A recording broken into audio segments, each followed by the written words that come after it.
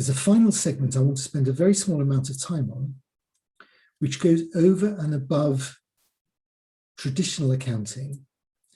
And this is for anyone that wants to run their business in a socially responsible way. My guess is most people watching this are going to want to do that. Typically, when you account with traditional accounts, you only account for your cash flows. You only account for the money you've received and the money you've paid.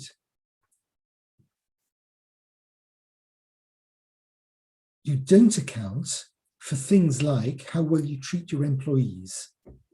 You don't account for how well you treat your customers or suppliers. You don't account for how well you treat the local community. You might a little bit, if you make charitable donations, you might account for the monetary side of charitable donations. But if you're a key employer and you particularly focus on people who are in poverty, the impact you have on your local community is way greater than just the salary you're paying to them. And of course, with climate change, the monetary accounting very rarely reflects what your impact is on the environment.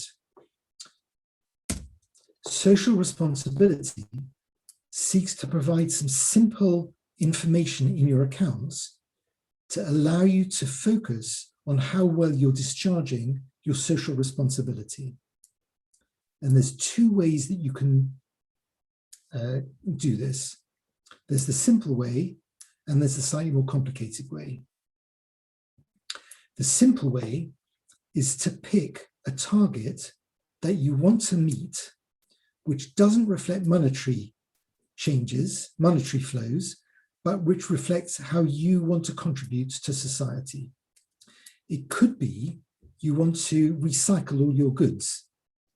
It could be you want to cut your CO2 emission. It could be you want to limit your sales to items that are recycled from someone else.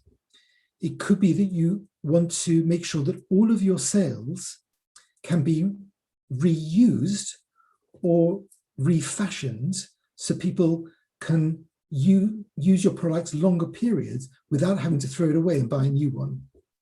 Whatever social impact you want to have, identify it and create some type of target. The target might be the amount of electricity you use, which might be in kilowatt hours, or it might be simply the size of your electricity bill. It might be that you measure a percentage of how many goods you recycle. You might weigh everything that comes into the business and weigh everything you recycle and measure how much of that's recycled and how much of that goes to landfill. Whatever the target you have, you set for yourself, each month, when you report your profits, on the same page as you report your profits, underneath that, show your social targets, your social impact targets. Whatever they are, show the target and what your impact is that month.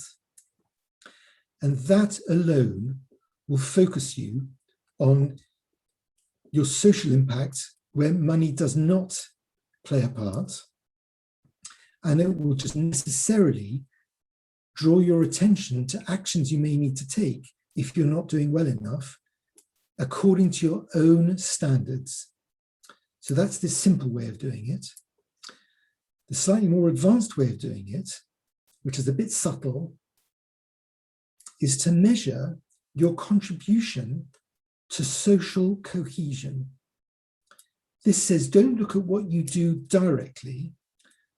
Look at the influence you have on other people, on the people who work at your place, on your local community. And your impact on social cohesion, because we're social animals, is all based around how you treat other people. And there's lots of different ways you can identify that. But one way that's particularly clever is to identify by reference to the values you display towards other people. Now, values are things like trust, respect, integrity, honesty, joy. It's the values that you model. It's the values that drive your behavior towards other people.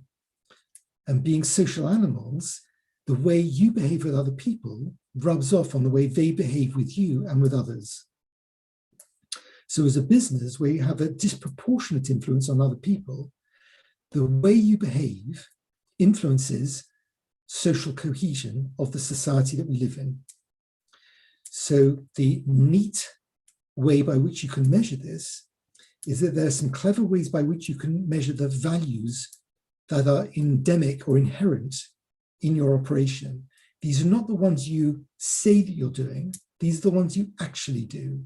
And typically, you will identify the ones you aspire to, then create measurements that identify what you actually do. And typically that comes by assessments, self-assessments, external consultants helping you, absolutely getting your employees to contribute within this. There's very often a chasm between what the management think they're doing compared with what the employees think they're doing. And that chasm is really revealing in what's actually happening rather than what you're aspiring to. But here, there's an organization called the Barrett Values Center has found a very clever way of identifying this. And they've created a simple measuring device, which is like a speedometer, which measures what it calls cultural health. It's the same thing as social contribution. And it measures it in terms of percentage. So a very unhealthy company would have 0%, and a perfect company would have 100%. Perfect in terms of adopting positive universal values in the way it treats its suppliers, its customers, its employees, its community, the way it behaves generally. And whatever the total is, they measure that and display that on the accounts.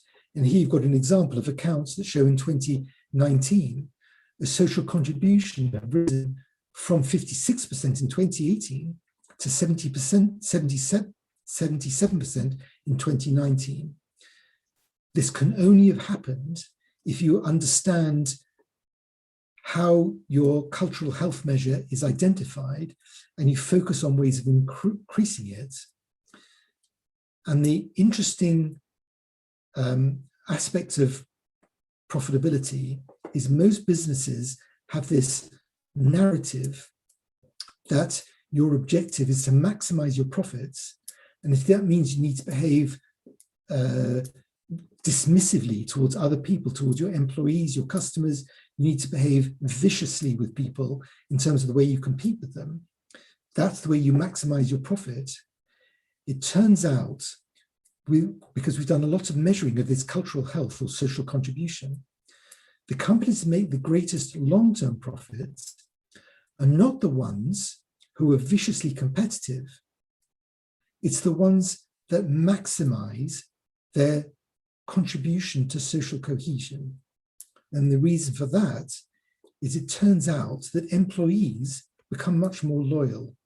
They become more productive. They work in a much safer environment, so they can come up with better ways by which a company can carry out its activities. So it's improving its profitability. Its customers are listened to, so you're more in tune with their needs. So what you end up producing is more in tune with what they want, for which they're more prepared to pay you more. Because you behave well with them, they're more loyal to you. So you compete better against other people. Ironically, if you're good to your competitors, so often you end up collaborating with them in areas that might have mutual benefit. So it's an irony that the traditional capitalist model, which looks exclusively at the monetary bottom line, actually reduces your profitability in the long run. So I commend to you social responsibility accounting. It doesn't need to be particularly complicated, but any business that focuses on its social responsibility is almost certainly going to improve its cultural health, improve its reputation with other people, and you as business owners are almost certainly going to be more fulfilled in what you're doing with your business. So we've reached the end of the module on Introduction to Bookkeeping. I hope it was helpful. Good luck with your businesses. Bye.